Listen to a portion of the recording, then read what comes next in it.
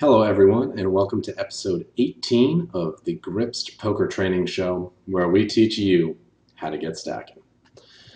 So I'm pretty pumped up for the show this week. I just got back from the weekend with my family, little Thanksgiving time, and it's always good to take a break from poker and to just remove it from your mind completely, so that when you do come back to the game, you'll be refreshed, you'll be energized, and you'll be excited to play again.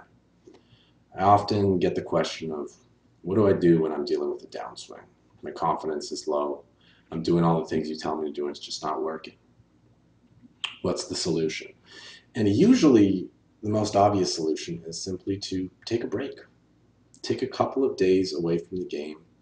Forget about the pain of running bad, the annoyance of bad luck and all that stuff.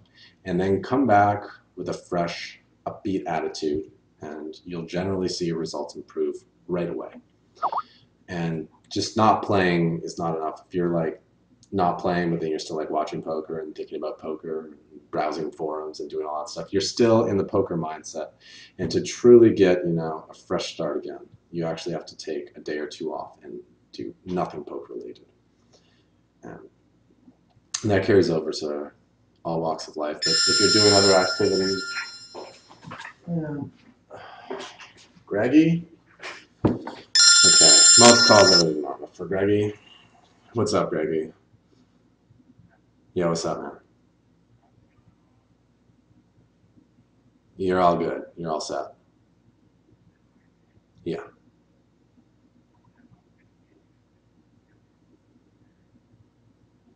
Oh, don't worry. Got that covered. I think you'll be happy with them. I don't want to tell you too much detail because I'm actually on the air right now, and that would ruin the surprise for the fans. So could I call you back in an hour? Okay, later, bro. Okay, well, sorry about the distraction. It seems that not everyone realizes yet that 5 o'clock, Monday to Thursday, is when the broadcast is on, but hey, what are you going to do? Just work with it. So, briefly in the world of poker, World Series of Poker Europe is over, and unfortunately, Phil Hellmuth, that whiny bastard, took the tournament down for $1 million. And you know what, though? Good for you, Phil.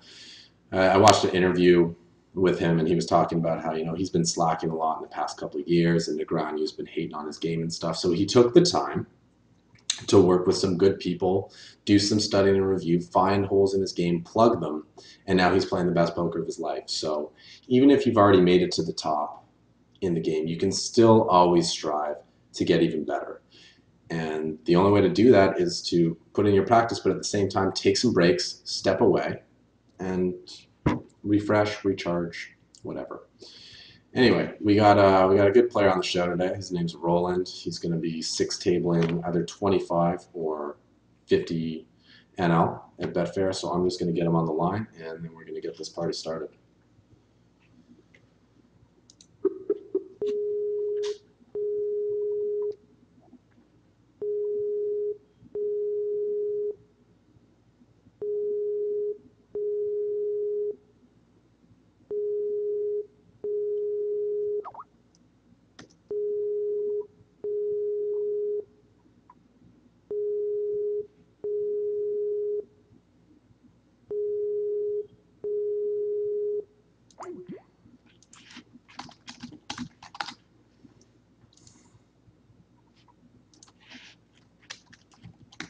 Hey, I never know what to do in these situations. I'm just talking to Roland right before the show. He's like, "Yeah, we're going to be good to go." And then I call him. It just disappeared.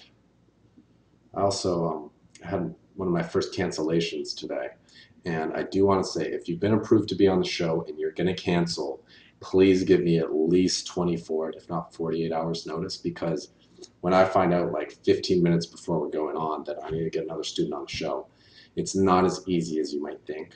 And to not have someone on the show makes for a lower quality show, obviously, because you guys want to see that action. So give Roland another call, and hopefully this time he picks up.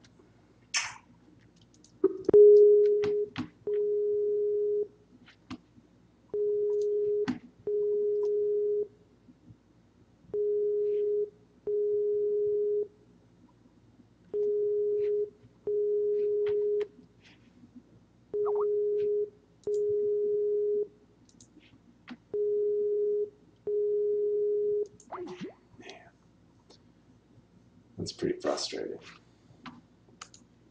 What can we do in the meantime?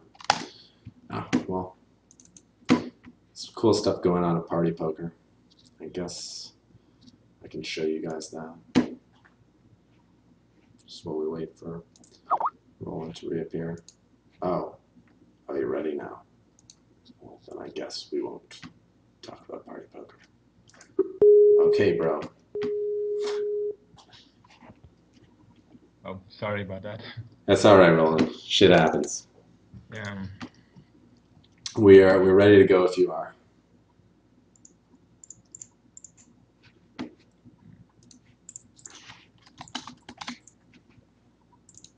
So just hook me up with screen share and we're good to go. Yeah. Right.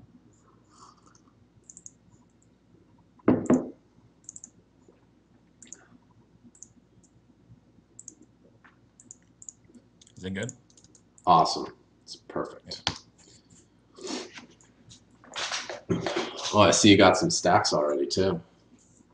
Yeah. I've been playing for I think 1.5 hours now. Okay. So I've had some pretty good spots. What was like the most memorable one?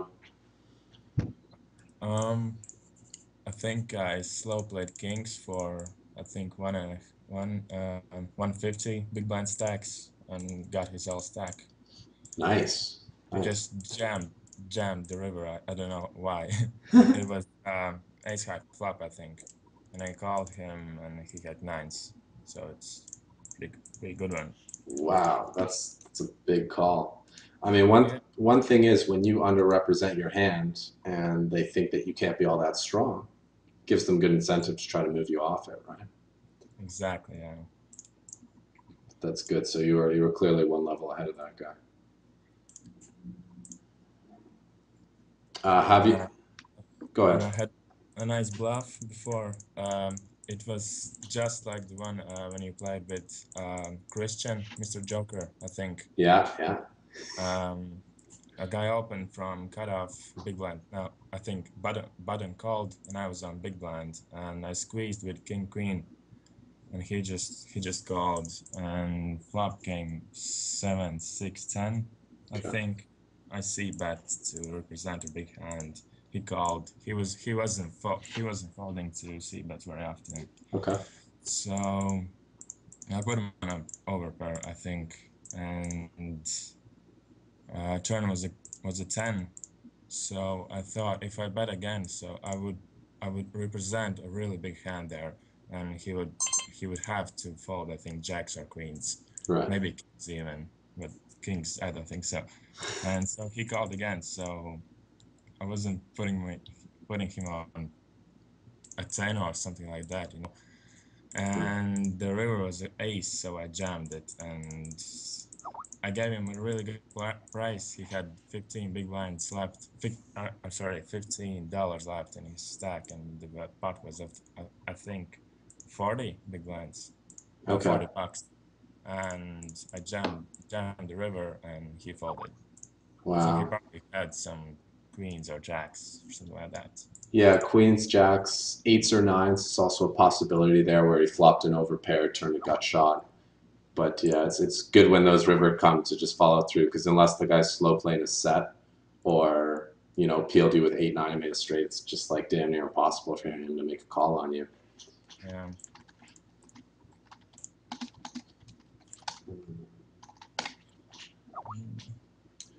I noticed those pocket kings. You click the pot button for your four bet, right? On which table? I really Table don't table remember. 4. Yeah, I remember that. Okay, Oh, it's okay. For sizing, when you're four betting, anywhere from double to 2.5 times their raise size is generally going to be big enough for both when you're bluffing and for value. Because I assume if you're going to four bet bluff, if you do that, that you probably don't want to, go full pot and risk yeah, more than you need to get the job done.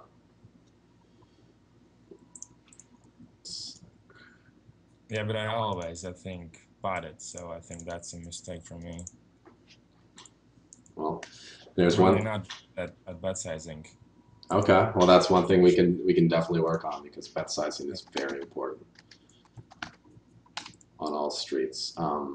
Are you comfortable with your post flop bet sizing, or is it kind of in all situations you think that you could use some pointers? I could use some really, I think. Okay. So what we'll do is we'll play for like half an hour, and I'll just take notes on any spots, and then after we can focus on discussing bet sizing. Oh yeah, right. I think that's a topic that a lot of people struggle with, and it's not as complicated as people think it needs to be. So that's the good news.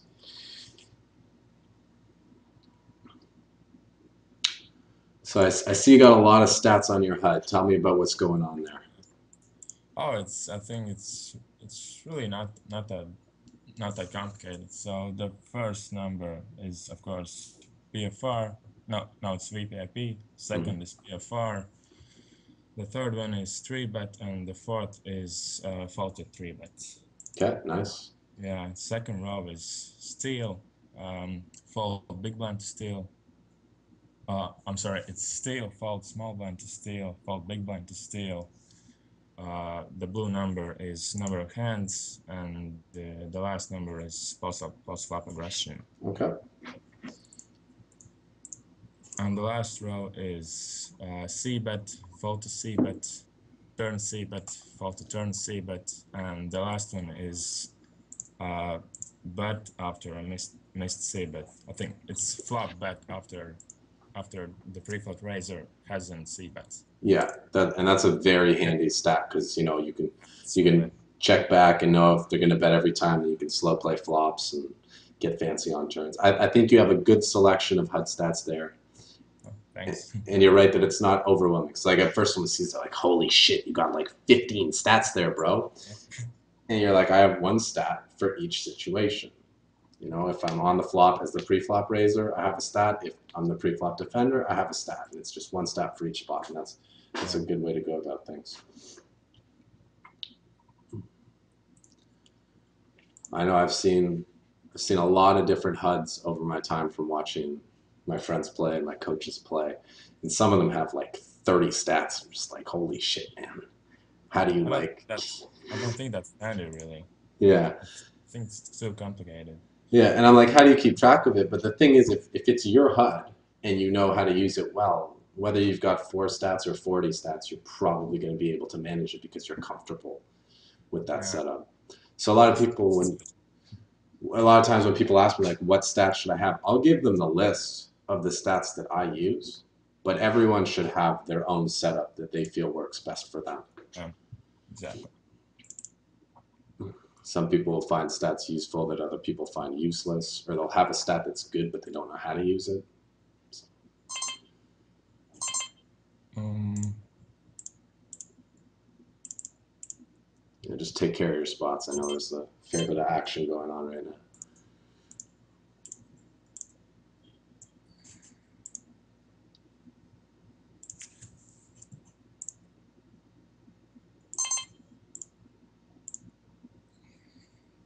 it's some tough spots actually. Yeah, I think I'm with you for checking the tens.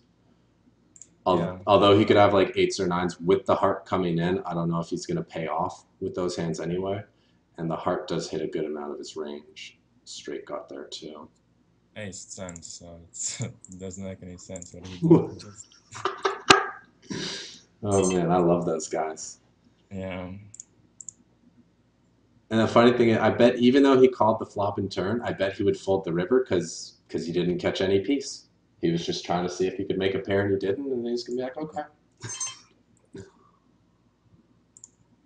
Um, I'm actually thinking about calling on table six, Okay. but I don't know why. I just had a feeling. Then call if you got a feeling you or fold if you're running out of time. Dead in time. Okay. Yeah, ace, yeah. All right. I think there's a lot of flush draws in his range. Although he checked back the turn, right? Yeah, he Okay. did. Okay. That's what I called. Okay. We'll look at that hand after the session All right. because it's interesting to think about. You thought he was trying to take a free card if he had a draw, which is probably something he would do. So based on the pot odds of the situation, I think calling is going to be fine there because he is going to have a busted flush draw some of the time. It's just not every time. And that player on table 5, it's a player type we're going to run into a lot, the loose passive types. Those are the guys you want to value bet like crazy on the first 2 streets because they'll call down with any draw, and as we see, they'll just call down with overcards. So you really want to jack up the price. But on the river, I don't find they call too wide anymore. So I don't value bet too thin on the river versus those 2 guys. But I charge them up the ass on the flop and turn.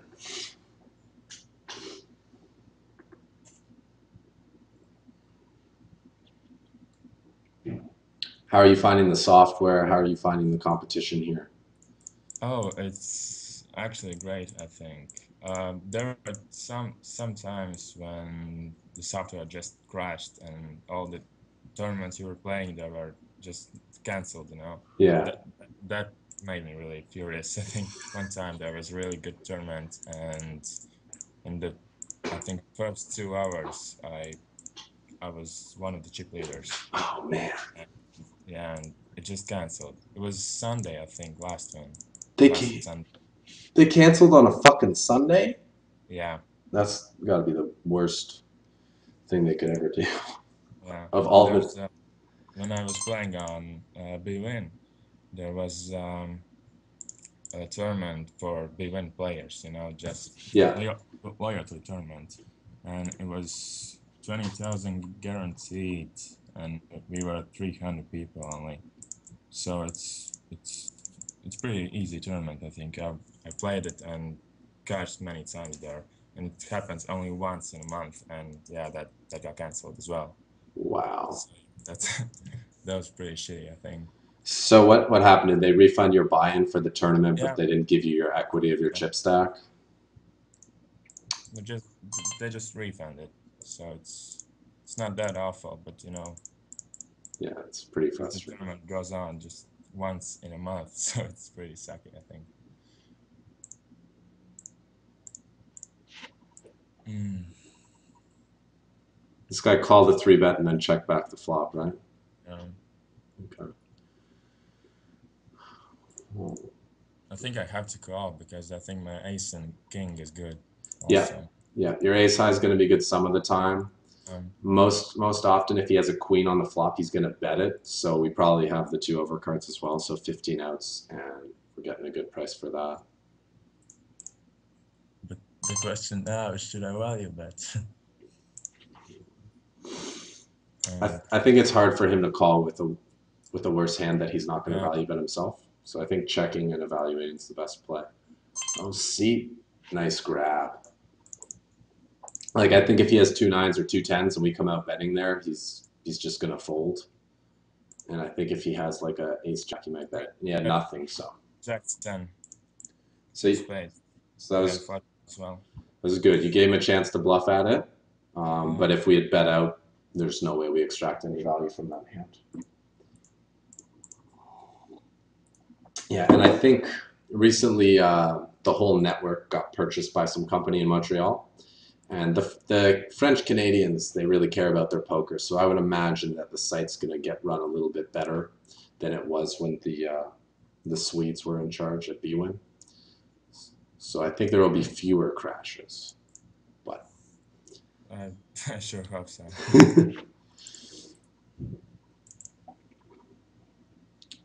I forget what I know. Stars, when they know they have to do maintenance, they'll do a turbo night, so they plan ahead.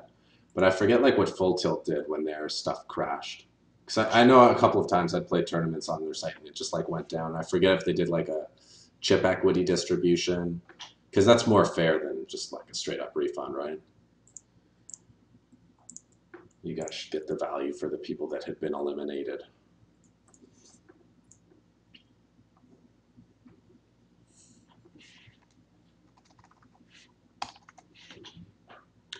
What stats do you typically run at for VPIP and PFR?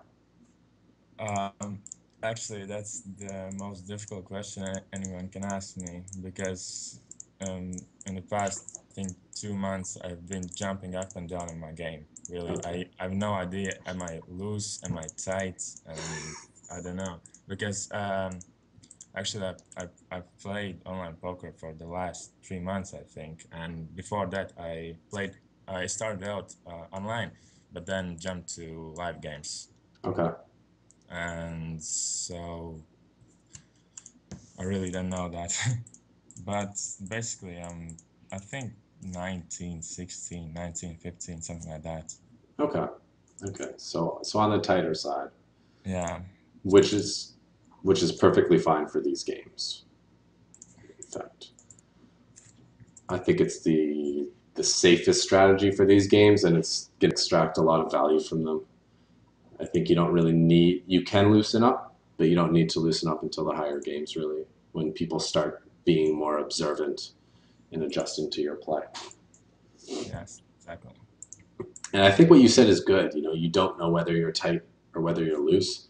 And if you're able to understand the different styles of play and then use them based on the table setup, like let's say if the table's playing very tight and weak, you want to be opening a lot of hands and getting into a lot of post flop spots and just kind of running everyone over. Whereas if everyone's just playing every hand, you rather just be tight and wait to pick them off and wait for your spots. So if you're comfortable playing both styles, that's better than having to categorize yourself as I am this and I only know how to play, tight aggressive. It's so much better to be able to play all different styles. So I would say it's a good thing that you can't necessarily just put a label on your style.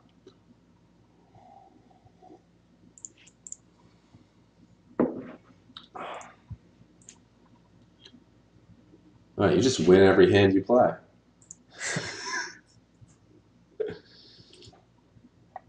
Oh, did I see you have Donk Room on there? Yeah, I do. Actually, I found out on your video, of course, Yeah. and tried it, and I just fell in love with it. The people there are so, I don't know, dumb, they're not don't understand what they're doing. So that makes these games so fun, actually. Yeah. I think for cash games, it's good. The thing that sucks about Donk Room is they have like zero tournaments, right? Yeah. And zero VIP program. And the rake's pretty high.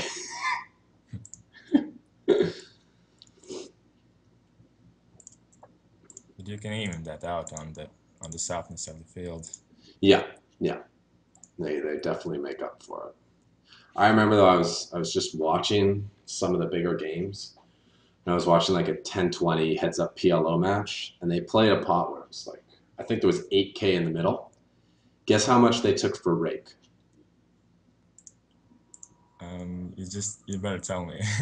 $100.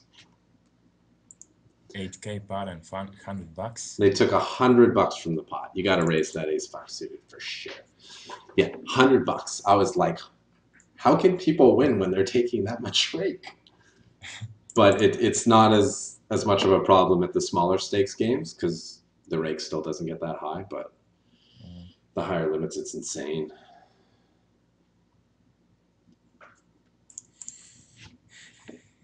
So I'm curious, how did you come up with your screen name?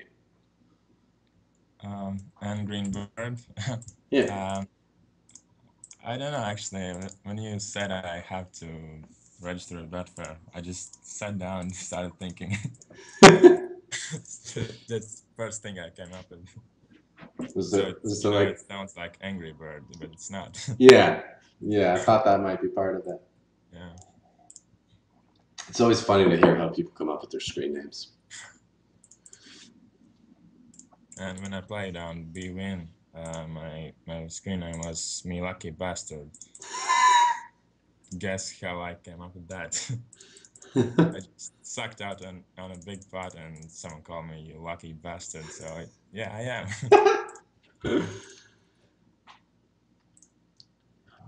That's great.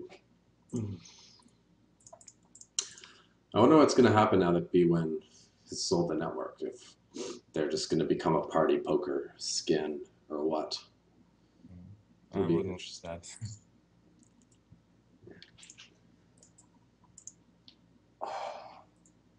The good news is this network is still built around like a bunch of different sportsbook sites, so there's a lot of easy money. Yeah. Come on.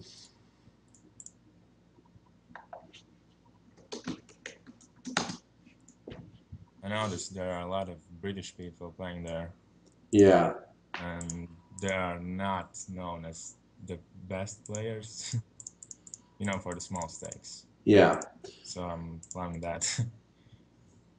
yeah. I found playing with British people that they all play like a really loose and really aggressive style, which can be tough to deal with if the player actually knows when to slow down and what they're doing. Whereas I guess the guys at micro stakes, they just put the pedal to the metal and never slow down.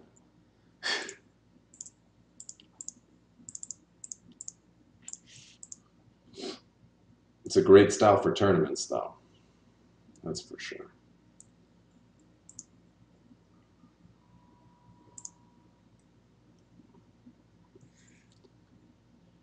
Um, Table four, I have pocket jacks. Yeah. Early position open. What should I do? I think against that guy, I would make it 270. He only has $8, right? Yeah. Yeah, against him, I'd be comfortable to get the money in. He is on the tight side, but he's still going to have tens and nines, I believe, as often as he'll have queens and kings, and he's going to have unpaired overcards more often than he'll have a pair. So we just want to isolate him and get it in. We're not really deep enough to set mine. Getting squeezed would be kind of annoying. So Yeah. seems like the easiest way to play the hand. And his stack size will determine that. Like if he's playing tight, but he has, $18 or something, then three betting and just getting it in probably won't be the best play. But for 30 big blinds there, it's pretty easy to just go with jacks. Unless he was, 12-8. Whereas this guy, he's tight, but he's kind of bad tight, 35-11. Those aren't really the stats of a professional. I'm on three, but this jack six, Okay. What's his fault to three bet? it's 63. But I Okay. have so much history with this guy. I just love him, and he loves me. We're playing back all the time. That's good. And I kind of like that you're willing to do that with a trashy hand because if he four bets you, it's a super easy decision to fold, and you're also not really going to get committed to the pot when you see bet because it's pretty rare you're going to flop too hard. Um, I would like to see you do it with a hand that has a bit more connectedness, a bit more value. But if you feel you have really good control over this guy and he's not gonna do too much to mess with you post flop and just kind of play pretty honest, and you have the upper hand in the match, then you keep applying the pressure so he thinks you're out of line and then spasses when you have it. You're making a lot of small investments for that potential big payoff down the road, right? Right.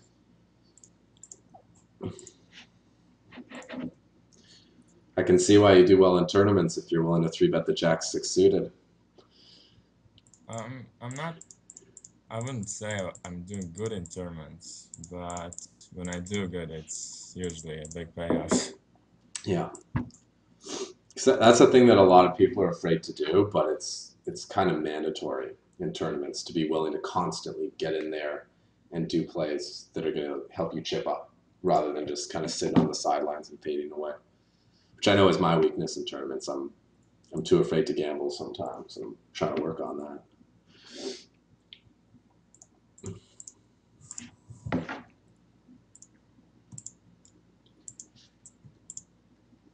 How do you, how do you think when the full tilt is going back online?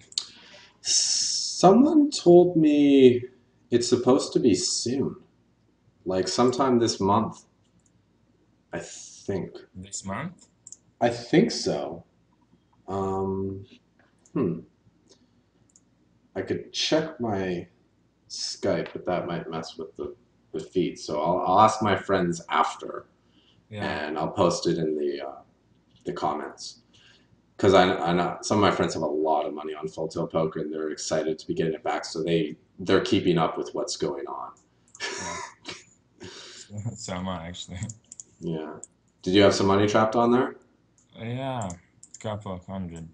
That's not a lot, but Hey, it helps. still.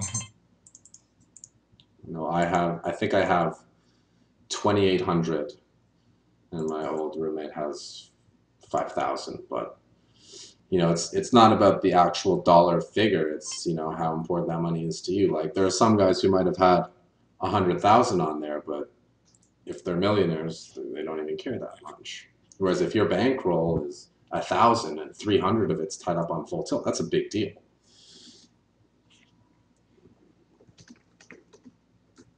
Mm, his cut of steel is actually just 6%, but I'm still three betting this, and if he four bets, I probably should fold, right? Yeah, He's super naive. He's yeah. 16. Oh, I think that sounds right. And it's important to be able to stick with that plan. A lot of people are going to plan to fold to the four bet, and then when it comes, to going to be like, I got ace king cut off versus button, I got to go with it. But yeah, that's just we respect the stats. Best case, it's a flip. You got your information, and yeah, it's okay to yeah, fold he that. does that. So, yeah, his three bet is 2.2. No, he's got to have ace Yeah, king or kings or aces. And a lot of coaches I've had will say if you're not able to continue to the four bet, then maybe you shouldn't three bet the hand in the first place. Maybe you should just flat call with the hand, yeah, which I think game theory wise is like the optimal thing to do. But there is something to be said against getting information in a situation where someone's ranges are going to be very tight so that you can just make an easy decision and not get trapped.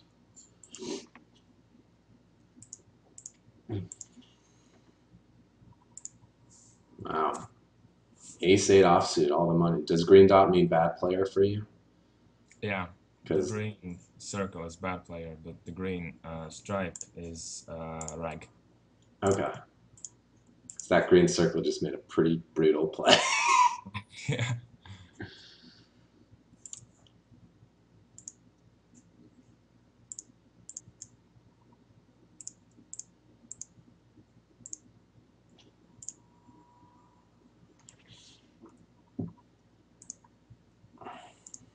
You're pretty good at that. Um, The seat I've selection. yeah, I've skilled a lot. The move you do is you said that in one episode when you want to reseat, you just leave the table and just click on the next seat, you know. I call it the go and sit. Oh, sit. That's good. I like that. Yeah, that's an expert play that I've picked up from playing on game for like 5 years. But if you're on a game that has a really good player, the move never works. Actually, my favorite move to do is like if I'm watching a table Yes, yes. and I'm trying to get a seat and I miss the seat and someone gets it, but they got like a bad seat on the table, and I assume that they're gonna go for the reseat, I will just click like crazy. And Yeah, as soon as they go for it, I'm like, sorry, buddy, Grips did. exactly what I do. I know it annoys people off, really. Oh yeah, but it's funny. You have to hope that a good player gets the seat, not a bad player, because someone who's dumb isn't gonna think to like try to get good position. And a good player will go for it.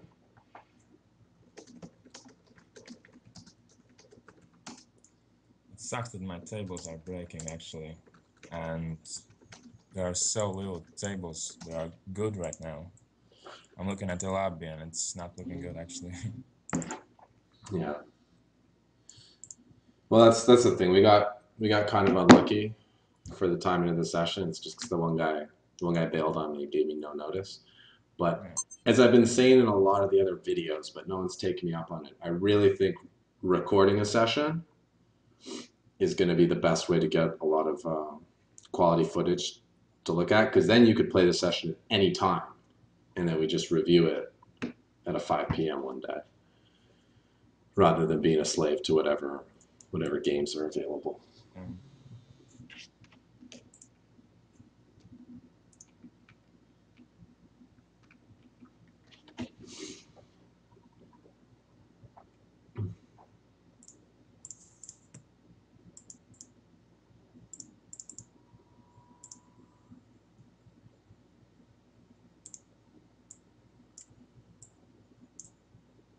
Do you have two monitors going there? shit, no. Yeah, I do. Okay, nice. So you're well on your way to being an online poker pro.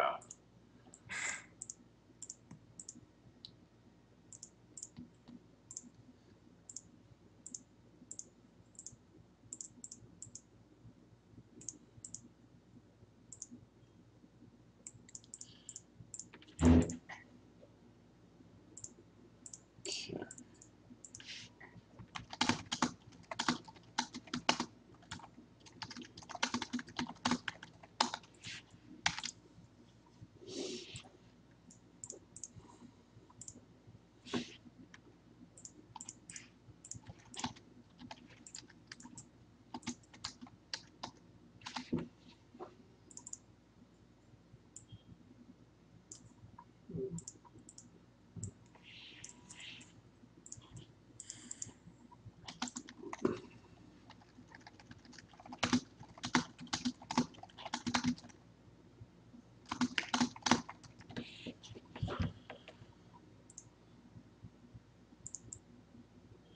Evan, are you doing good in tournaments and overall?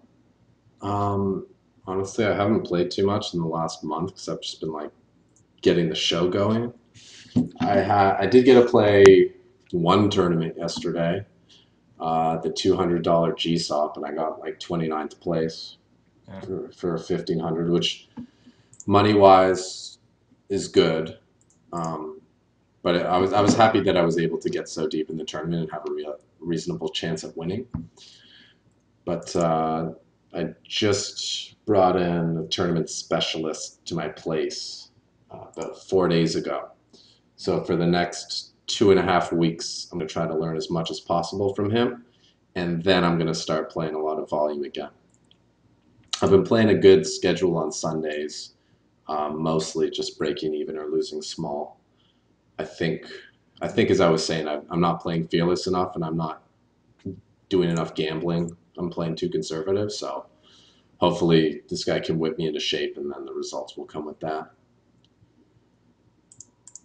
Yeah, I was just doing research on you, you know? I was I was searching you on the internet and just saw you didn't play a lot, so Yeah. Well, I used to play a ton the first like few years of my career, and then it's just a thing about prioritizing. Like last year for me was about getting healthy and getting in shape for the World Series because that's a month long of grinding, and the main event's 7 days. And in 2011, I was playing a great tournament, but by the end of day two, I was already feeling exhausted and I started to make some mistakes. So I was like, okay, next year I'm going to get in a really good physical shape so that I'll be prepared. And I thought I was prepared, but by day five, I started to fade a bit again. And since I got back, my priority has just been, getting the channel going, releasing that content, giving videos to you guys. And then once I get in a good groove with that, around Christmas time, then I'll start focusing on playing again.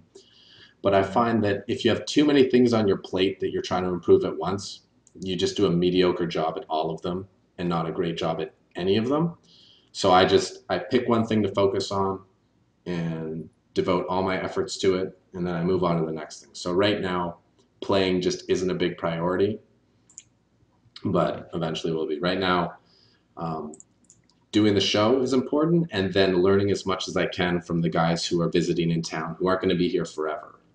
And then once I've got as much knowledge from them as I can, then I'll hit the tables again and hopefully just be a machine.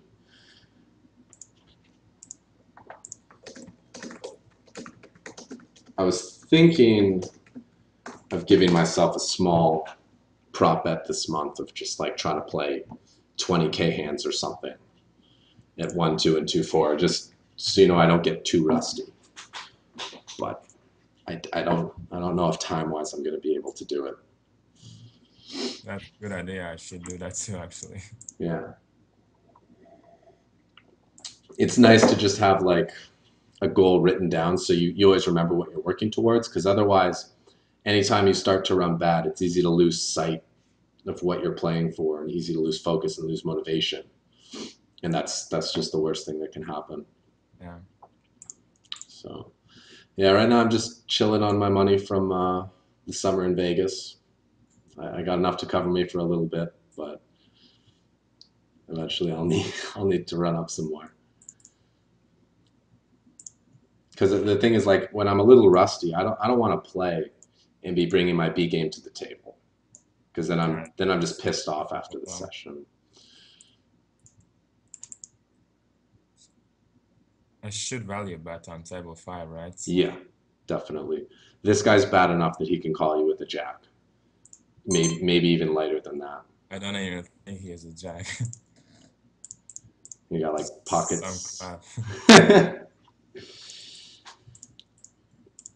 Yeah, and your value betting range is obviously going to depend on how bad they are and how wide they're going to be calling you.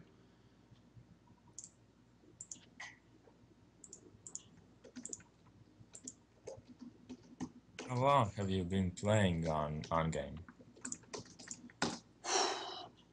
Ah, man, I've been playing on games since they were Poker Room, which let me just. I'm always bad with dates, but let me think back. 2008 was the first year I played the main, and there were 1, 2, 3 years. I think since about 2005, I played here, All right. Yeah. and I So I think, for example, exactly a year ago, how do you think the competition here was? I th don't you think that a year ago it was a lot softer than now? I mean, it is soft really now, but I think a year ago it was much better, I think. yeah, I My think opinion. pretty much it seems like each year um, the limit that you're playing at is going to be the equivalent to one higher. So like the 2-4 games I play in are now composed of a lot of the 3-6 players from last year, and the guys who would have been playing. And 5-10 has the same players that were playing 10-20 a year ago. 50 cent a dollar has a lot of the guys who were playing 1-2 a year ago. So these games, I don't think it's as dramatic at the micro stakes, but like these games would be comparable to 25-50 cent from a year ago. So slight difference. That's good news actually, because I was getting thoughts that I was just bad in my game, so I have to move down limits actually. No, people are definitely, there's more information out there. There are more people who are aspiring to do well at poker and putting in the effort. Therefore, competition's getting a little bit stiffer. But it's not to the point where the games can't be beat. If you're willing to outwork the other guys in terms of your study, your review, and just putting in more volume than them, you can definitely still beat the competition, because people have a better like basic strategy, but they still have leaks. You won't see as many guys with a VPIP of like 70 or 80% like you Yeah. did 3 years ago, because those guys just ran out of money. But there's still lots of guys with 30, 40. They'll play like a 27-24 game pre-flop, which is kind of scary, but their post-flop game just sucks. So yeah, it's getting a little tougher, and with all the training sites and stuff out there, it'll become like a lot of other industries where it's just whoever really wants it more and is willing to work harder will get the results. Yeah.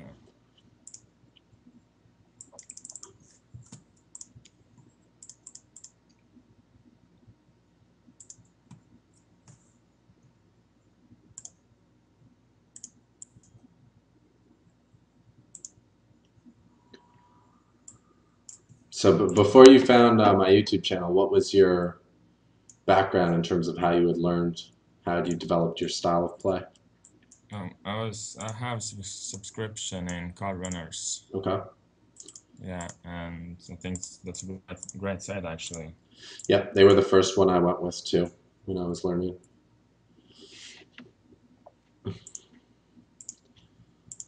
The only thing I didn't like about their site was there was honestly like too much to choose from. It was hard to find what I wanted. Yeah.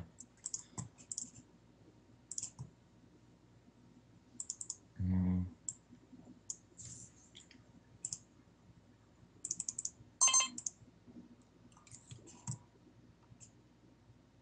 Would probably call they're getting 10-1 on table two, but not. yeah, that's no brainer actually. Oh, pocket queens. I Nice play, dude. I think he's the no-brainer for getting like zero value from that hand. Yeah.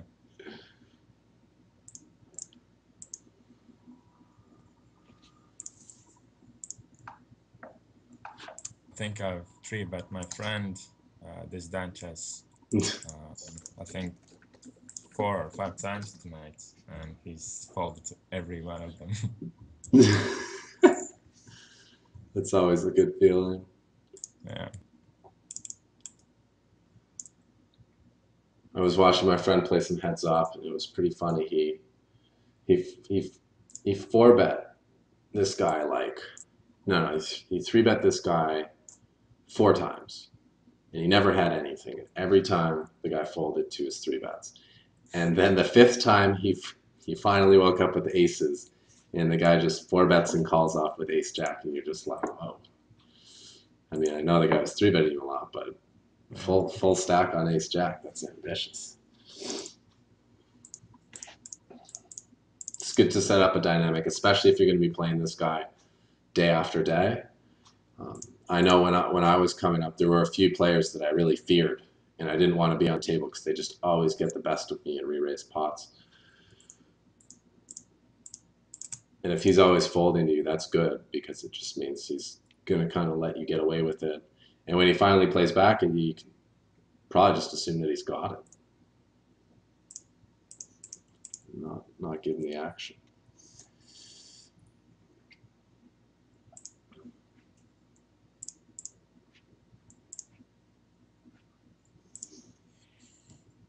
Mm.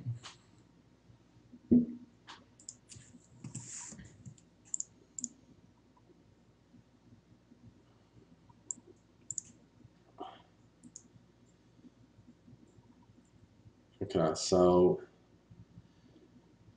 I think we should do like one more orbit. Yeah. If you wanted to keep playing after, we could just sit out. You don't have to leave the tables per se.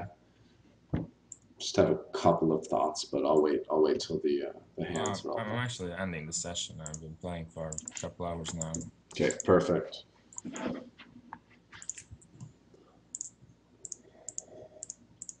That's good. I think about 2 hours is usually the optimal Yeah. time. Ooh, hopefully you can catch a five here. Nice and disguised. Hmm. That's the worst card ever. Yeah.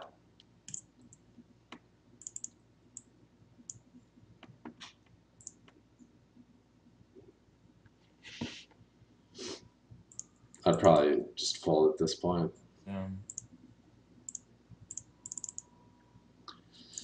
We don't want to burn ourselves on some reverse implied odds stuff.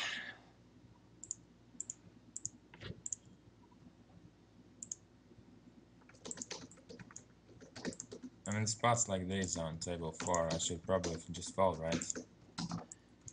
Table four? Yeah, Yeah. it's tough, a blind. Yeah. Yeah. I think king 10, probably call. King 9 suited, I might call, but king 9 off, it's just going to be too hard. Wow, that guy's loose.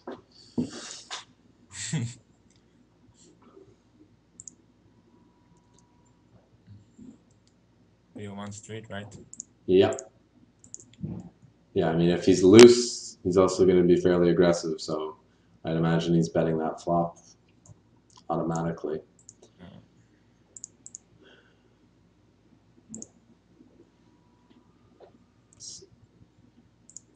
yeah, his aggression is 1, so I probably just should fold. Okay. Yep. Although I'd imagine that's probably a pretty small sample. What is it, like 6 hands? Yeah, it's the smallest one you can get actually. Yeah. What's this guy's three bet? 15.4. Holy shit. Yeah. No, what I'm gonna do now. Good luck.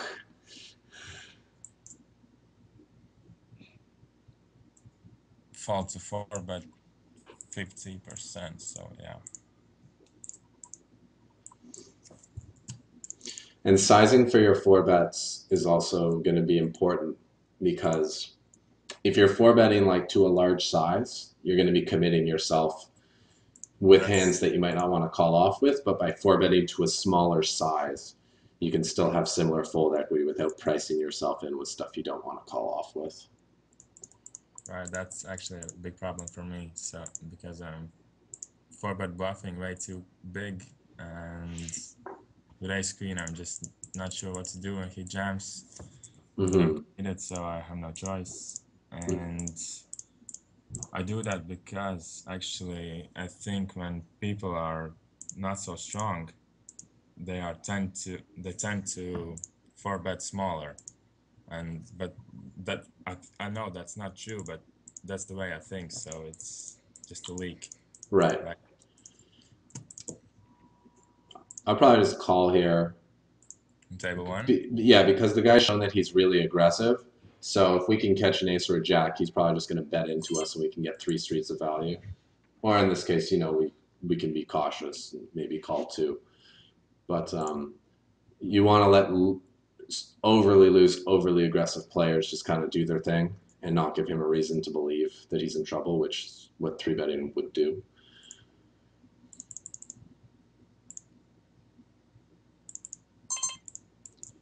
Also, I don't know enough about this guy yet to know what to do if we got four bet.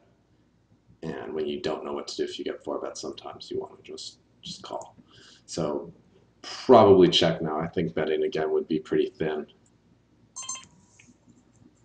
Actually, I'm thinking about betting this, but I think it's too thin against this guy. his line made me think that he doesn't have a queen and he doesn't have his beat. So yeah, Do you think he'll call you with the worst jack though? Because having the best hand is important, but also knowing whether or not they're going to pay you off with a worse hand is important. Because even if you know you have the best hand, but they're never going to call with worse, then the bet's too thin because there's no extra value to be gained. the guy's playing 73-45, so I think he would call me with a worse jack. Okay. So I think I should have bet there, Okay. but, but that's all right.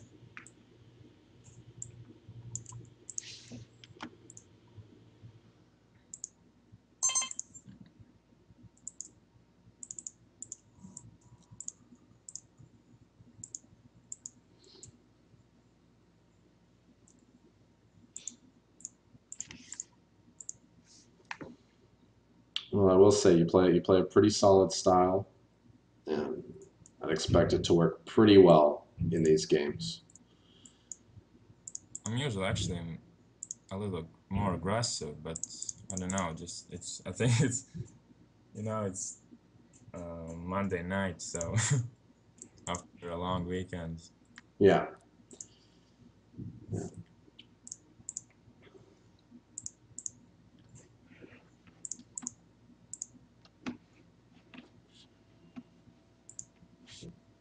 I should probably sit out, right? Yeah.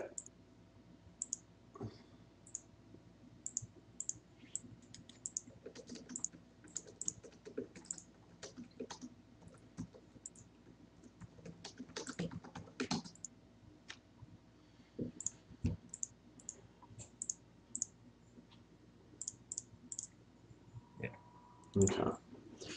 So the first, oh, yeah. That's my graph today. that's a solid graph, man. Just straight ups, Yeah, only one downer. that was when a super loose aggressive who was playing, I think 42-38. From the small blind three bet my button open, I had queens. Okay. And we got it in, he had kings. So Okay. his three bet I think was 24, 26, something like that. It was huge.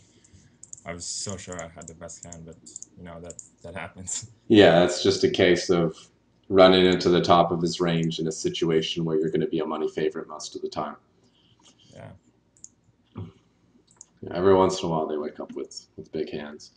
So from watching, um, I would say that if you wanted to, but you don't have to, you could open a bit wider from the cutoff when the button is pretty tight. I saw you fold an ace-9 suited and a 6-8 suited from the cutoff when the button was I not. did. Yeah, when the button was not the type of player that we'd really have to worry about messing with us. Um, I but usually that's open those hands. I don't know why I fold them. I guess I wasn't concentrated enough. okay. So that's Yeah. good. That's good because I know a lot of my coaches would always encourage me to open loose. They're like, you're missing out on some EV by not opening the spot. But they would fail to tell me, how I had to adjust my play post flop to justify opening these hands and getting a little bit looser. So if it's going to put you in an uncomfortable post flop situation, don't feel the need to open a hand. But I did see like a king six suited on the button, like I said, ace nine suited, 6-8 suited, hands that could be opened, but don't ever feel like you have to open them. Like a couple of coaches I had would be like, you got to open the button 50% of the time. You got to open the small blind 30% of the time. Be like, and then what?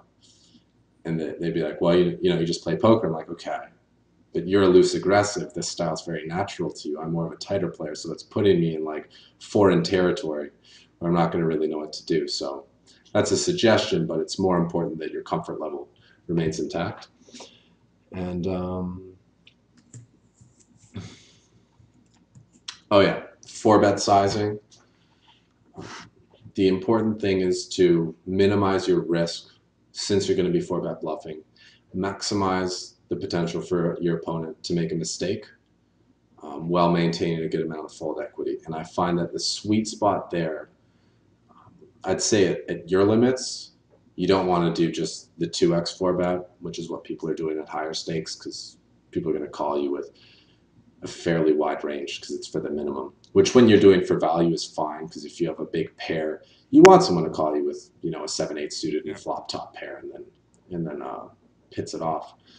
But to maintain a decent amount of fold equity without too much risk because you don't want to be getting flatted when you're four bet bluffing with just blockers or something. I would say 2.25x to 2.5x their size. So if they make it, if they three bet you to 3, you'd make it anywhere from 660 to 750. And you can choose whatever size works for you. Maybe you adjust it for the player that you're up against based on his tendencies to either, if he likes to five bet it all in. When you give him a lot of room, then you'll pick the smaller size. If he likes to flat four bets, then maybe you go with the larger size. But your choice in sizing should be based on your opponent's tendencies, not on your hand strength. Yeah. So against that particular opponent, you choose a size, and it may not be the same as it'll be against all other players, but it's always going to remain consistent against that player. Because if you start doing different sizings based on your actual hand, people can clue into that and then make adjustments. But if you're doing it based on which player you're up against, you're not betraying any information about your hand, and you're optimizing, the potential result of the play. Because doing full pot, it's too big. I feel, especially if you're four bet bluffing, and also when you four bet for full pot, it looks very strong, and people are less likely. They're going to stack off with a narrower range against such a large four bet. So you're giving up some value on the times you actually do have it. And although it gives you more fold equity, you're just risking a bit more than you need to. If you want to go big, 2.75x. They're three bet. Right. You don't need to go But bigger than threes. if I'm sensing that my opponent's strength is if he's not weak and the three bet that his three bet spot isn't the best one, so I'm thinking he's not weak. Mm-hmm. And when I have kings or aces, shouldn't I just four bet a bigger amount so he would stack me? Well, If I'm sensing he's if really strong. if you think that he has a really strong hand, whether you four bet to 2.5x or full pot, there's not really enough room for him to like flat and try to like make plays post flop. He's just going to be committed to going all in regardless. You've set it up so that the next bet is going to be all in, and it's a little less intimidating to him if you make it smaller, and he'll be slightly more inclined to think that maybe you don't have it and give you action with a bit of a wider range, I think. Yeah, that wraps it up actually. Because once you four bet, like it's already such a big amount of the stack. It's not like it's a huge difference between making it large and making it small. You just want to give him a little bit of room to make a bigger mistake, is all. Um, just avoid making it so small that he might flat you and then get away from it. But you're on the right track. But if you think it's a spot where the guy's unlikely to be three betting light, you don't want a slow play. You want a four bet, but you don't need a four bet to the maximum size to get the job done. Yeah. Um, there's also the option. I don't really like this one, but some people do. Is you just four bet jam to make it look like ace king, and then they'll call you with a wider range. But Oh, I don't think that's good actually. I don't think it's too good either. But I've got by it before. People just like instantly four bet shove with aces, and I'm like, gotta be ace king. I'm calling with jacks. They have ace. I'm like, wow, Yeah, good that's play. just leveling. Yeah. So we got a couple more minutes. What? Give me your questions about bet size, and that covers pre-flop for betting, which is I think one that Right. most people Just struggle with. one brief question more. When I'm on the button with a speculative hand, Mhm. and the big blind is really aggressive and willing to three bet, if I make my button steals a little bigger than three x or maybe 4.5x, wouldn't he just allow me to do that, and he would three bet a little less if I make those steals bigger? Hmm. Hmm. Well, on one hand, it's he has to risk more to three Yeah, bet you, but exactly. at the same time, his reward is also going to be higher for the times that you're folding. So if I was going to make that adjustment, I would probably rather increase my raise size against someone who's a stationy type player who's going to be calling my raise out of the blinds, so I can then be taking down a bigger pot later. If the guy's main tendency is to three bet me a lot, I prefer to make the raise size smaller so I have more room to call the three bet, and then we have more money behind to play post flop. And also, he's he's getting a lower reward when you make it smaller. So there's less reason for him to three bet you because he's not picking up as much. Whereas if you're scaling up your raise size but maintaining the same frequency for folding to his three bets, he's just making more money every time he three bets you and you fold. All right. So I, in my experience, if it's like a weak player who's just gonna defend a lot and then play fit or fold post flop, that's a situation where scaling up your raise size is good because you win a bigger pot the times that he folds post flop. But if the guy's main tendency is to three bet you a lot, generally scaling down your raise size is going to be better because even though you're going to be opening him more and maybe he's going to three bet you a little less often, you're just losing so much more on the times he does three bet. And he's still probably going to be three betting quite a bit. The other option against those guys is to just open the button less often if you think they're just going to three bet you a ton and you don't really want to start four betting them a lot. That can be a more low variance way to deal with them. It's whether you want to battle with them and whether you want to build up that dynamic or you prefer to just let them think that's the right strategy to use and then open up a tighter range so that you can four bet them more often when you do open because you actually have the hand. All right. Yeah. Um, yeah. Do you have any questions about post flop bet sizing Post bet sizing. or are you good Um, for now? I have some post flop questions that includes bet sizing, but Okay. Well, let's take one question, whatever one you're most interested in getting answered. oh, sure. Okay. Um, in general, um, why do why don't people on game fold their hands? It's so frustrating sometimes because um, I'm probably out leveling myself, and Hmm. I think in most spots when I play those mediocre hands, I'm playing them like monsters. But people just don't fold post flop because when a draw hits, I raise, I bet, I don't know, I'm doing everything, but I just don't, follow those over pairs like jacks or tens on Hmm. 7, 6, 5, 8, 3 diamonds Right. board. I hear you.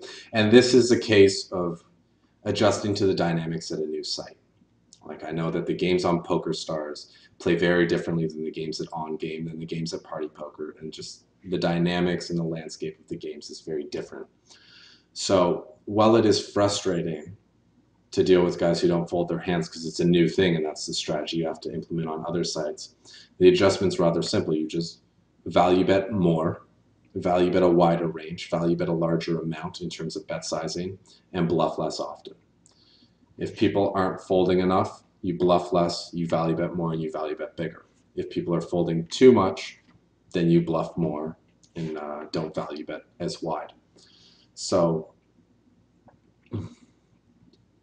except that in these situations, instead of trying to move them off their hands by representing, just people are dumb or they don't care about the money. So just fold and get tons of value for the times when you actually have it by just betting big and doing the exact same things you would in those situations, knowing that people aren't going to fold an overpair. So maybe you can speculate a little wider. You can peel with more mid pairs and bottom pairs because if you make two pair, your implied odds are way higher on this site than they are on another network.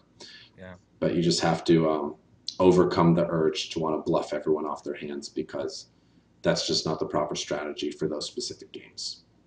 And and that's a shame actually. I like bluffing. I think I'm good at it, but just sometimes it doesn't work out, right? yeah, well, just label the players that do respect your bluffs and get your fix by just going after them nonstop. Because I'll tell you, the nitty players, the 17, 14, the 15, 12s, although they play tight, they're pretty easy to move off hands. So maybe focus on bluffing the regulars. Try not to bluff the randoms and the donks. And once you build up that dynamic, if they finally catch you one time, then you can start making the change and only having the goods. Yeah. Okay. So I'm gonna let you go, but thanks very much for doing the session with me. I think you played really Thank well, and you. I think the guys probably learned a lot from watching you play. And it's fun to see your style is very similar to mine, and it takes me back to my older days of playing. So it's a nice little like nostalgic moment for me. Yeah, I've been just playing for 2 years, I think. No, a little less. So I'm just starting, and I'm Okay. playing a lot. I'm getting a lot of information out of your videos. They're great, I think. Okay.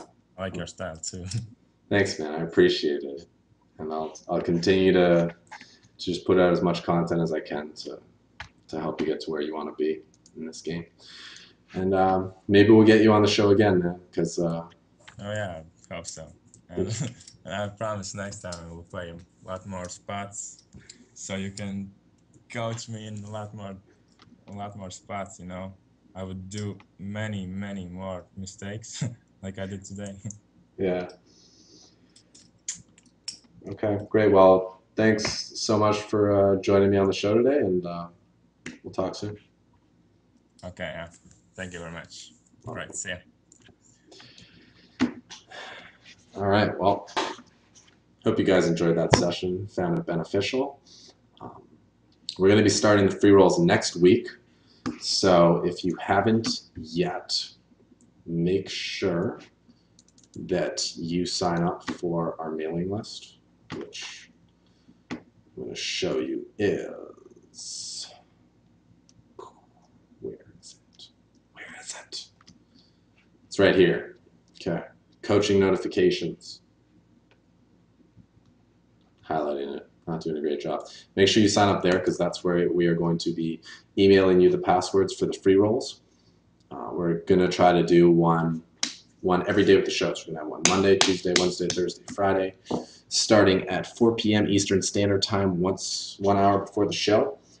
First password is going to be sent to you via email, and then the passwords for subsequent shows, for subsequent free rolls, will be released during the show. So you got to tune in to watch if you want to play and get a piece of that free money. And yeah, if you haven't yet, please show your support by liking us on Facebook and following us on Twitter. And please send me your comments and your feedback. I appreciate it, and it will help me to make the shows better in the future and give you guys the training experience that you're looking for. But that's it for me. Got to be on my way. So thanks for tuning in. This has been Evan for Grips.com. Now it's your turn. Go out there and get stacking.